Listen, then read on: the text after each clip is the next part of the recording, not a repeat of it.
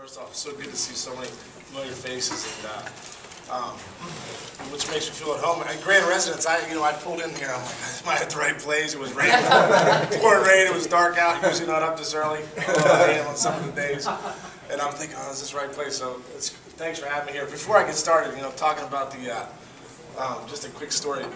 When I was in the big leagues, everyone's always like, hey, you're the mayor, and they call you the mayor because you talk to everybody at first base and do all this stuff. And everyone's always like, did you ever pick off anybody because of that? You were talking to them, and to tell you the truth, there was one guy who picked off my rookie year, and I think it was because I really didn't get it my rookie year. What I learned over the years is that you got to keep the conversation while they're getting their sign, and when they get their sign, you got to let the conversation go so they can play ball. And my rookie year, Henry Rodriguez, I don't know if you guys remember him. Oh, Henry used to be with the Expos and all, and in the Rockies and stuff. And he got off first. I knew he wasn't going anywhere. Ron Malone was a pitcher on our team who was a lefty and had a real good step-off, pick-off move. And I was like, hey, I just was so excited to be in the big leagues. I didn't know how long I was going to be there for. So I was so fired up to be there. And I was like, hey, how you doing? Oh, Henry, you got your own, they throw candy bars at me at homers. And we start talking. Ron Malone, Henry Rodriguez literally turned to talk to me, and Ron Malone steps up, and I literally was like, oh man, I'm so sorry. Malone picks off, I'm holding the ball, he looks at me, he's like, what are you doing? I was like, I had no idea he was going to pick it over like you. You don't usually steal, you don't have any stolen bases the last 3 years. This is my third, I don't know what I'm doing here, it's my fourth game. So that was one instance where I picked off a guy when I was talking to him, and really didn't work out too good for him. And one other one was Ricky Henderson. Was people ask her, who are the guys that didn't really talk to you, and he was one of those guys. He was another guy that got to first base, and I was so excited to talk to him because I think I had his 1980 rookie card. This is 1998. It was like his 18th year in the big leagues, my first. And I was just so excited to talk to him, and he was kind of like, all right, man, how about you zip it? So I'm about to steal his base. Sure enough, next pitch, bam, he was gone.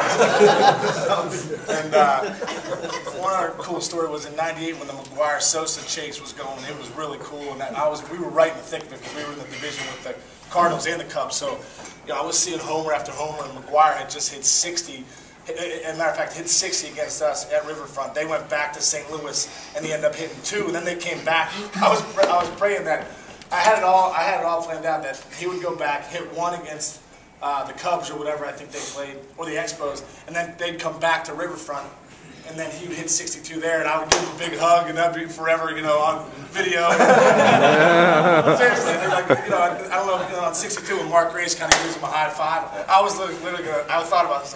I'll give him a hug, and everyone will think it's fine, and then if I don't play anymore in the big leagues, at least I'll be the guy that gave McGwire a hug at 62. So that's what I always thought. But back when it was all happening, it was such a cool summer. It was I think he was at 40-some homers, and I had just been back up, and Jack McKeon was our manager, and he intentionally walked McGwire first time, and I was like, oh man, I just want to talk to him and say hi, That was my feeling. This guy's in his 50th year in the big leagues, setting records. I just want to have a conversation, tell my kids I talked to Mark McGwire, which obviously over the years I got to know him.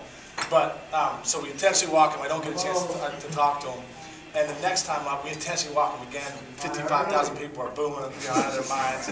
I'm booming too. Jack McKeon, you gotta be kidding me. So he ends up getting to first base, and I said, and what was happening was they were having me play behind him because he wasn't stealing, so I would play back, so he wasn't going anywhere. So this time I said, all right, I'm not going to look at the bench. I'm just going to go to first base so I can talk to this guy. So I just mosey over, and I'm like, hey man, how you doing? You're Big Mac, it's so nice to meet you. And he's like, hey Sean. I'm like, yeah, he knows my name. I was like,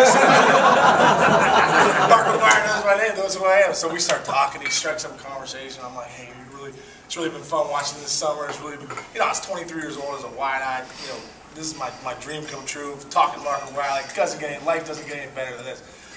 And as I'm talking to McGwire, Jack McKeon's trying to get my attention, yelling, Case. Now, whenever you do that and no one's answering you, now the whole dugout joins in. So I guess 20, all those 20 guys in the bench are yelling, Case! You idiot! What are you doing? And I'm not listening. I literally, initially I said I'm going to ignore him, but then as I started talking to McGwire, I have no idea that anyone else exists in the world but Mark McGwire. So finally McGwire's like, hey Sean, I think they're trying to get your attention. I turned around and literally was like, Jack McKinney's like, go! For like literally 5 minutes trying to get my attention. Hi. So I ended up playing behind. To play behind him. I was like, yeah, I know. So I ended up playing behind him, and at least I got my conversation. I played 12 more years and got to know McGuire pretty well over the next 4 or 5 years. So those are my couple quick stories about being at first base, and, picking off guys not wanting to talk to me, and guys not wanting to talk to me, but my manager not wanting to talk to me. So.